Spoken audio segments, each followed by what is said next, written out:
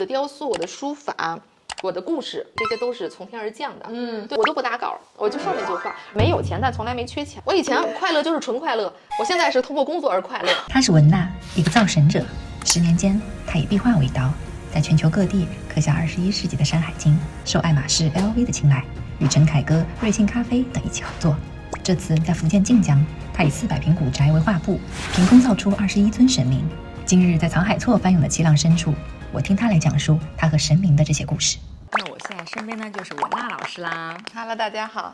你是抱着一个就是我试一试雕塑啊，什么陶瓷啊，我不用试，我知道我就会做。我的雕塑、我的书法、我的故事，这些都是从天而降的。对，就是我从来没有付出任何的学习，整个壁画后面的故事也是就是随心而写。我写的故事的时候，甚至也不打草稿。我是有勇气的，我是从没有胆怯过。就当你给我一面墙，很多人不敢画，或者画坏了怎么样？画坏了就画坏了，你那墙想倒来砸你，还是主人会过来掐你，都不会嘛。我都不打稿，我就说那句话。而且当你不打稿的时候，你就不会出错。如果你有稿，别人一对照，哦，你这儿画错了；你没有稿，你画的什么它都是正确答案。太让人嫉妒了。我也有，我当然我唱歌就半点调都找不着，跟锯子拉刮勺一样，就是啊，小的时候身体也不大协调。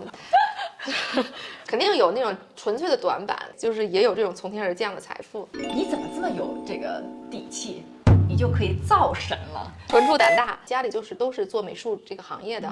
我爸爸是做当代艺术的，他做观念艺术最早的那批85新潮的前辈，所以从小到大我生长的环境都是我爸爸那一群艺术家，他们抽着烟，然后聊着艺术，我就在那样的一个氛围里长大。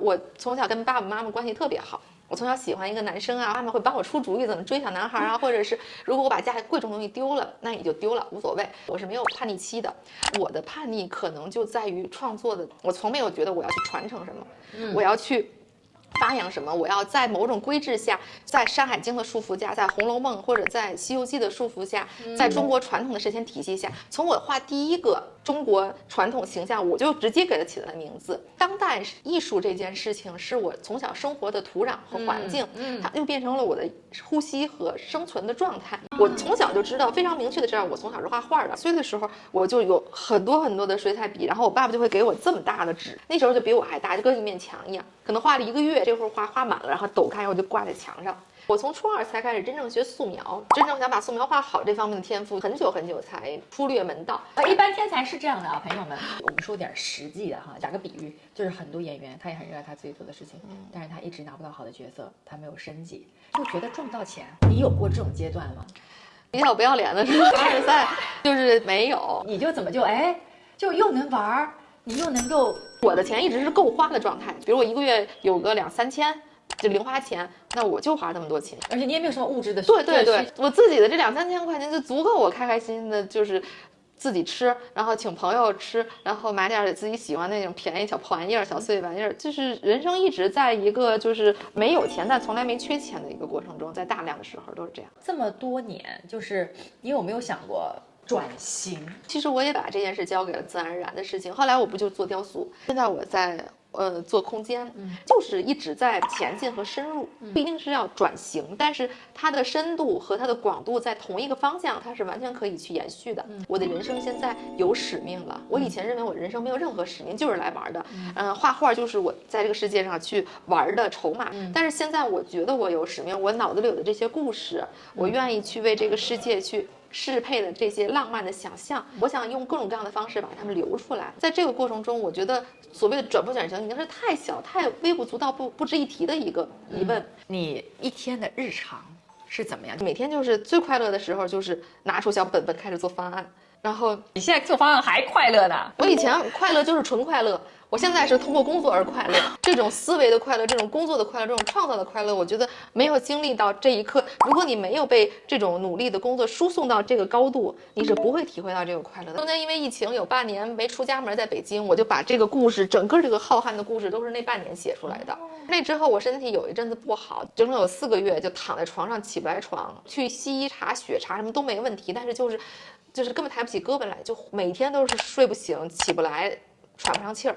后来也慢慢的，反正花了5-6个月，慢慢的好了。现在我都是谨慎的拼命。现在一直想要一个生日礼物，就是一个自动 LED 屏，就是那种自动白板。我现在是自己买了一个就是普通的白板，我最开心的就在上面写思维导图，然后跟大家一起编故事，把它们捋成一个非常漂亮的作品。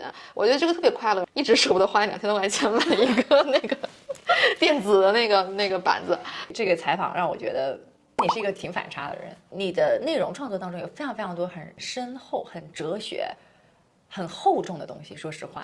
但是刚才不小心把真相说出来了，对，反差。我本来想着是最近是不是要觉得假装深刻一点，忘了。不是你的东西很深刻，是我最近想生活中也深刻一点了，忘了。你生活中我觉得就是很像孩子的人，就是赤子，而且有点小任性，有自己。对，我觉得这个世界上只要你想去做，就没有人不能去做的。今天非常非常感谢文娜老师啊，跟我们聊了那么久，我快被挖空了。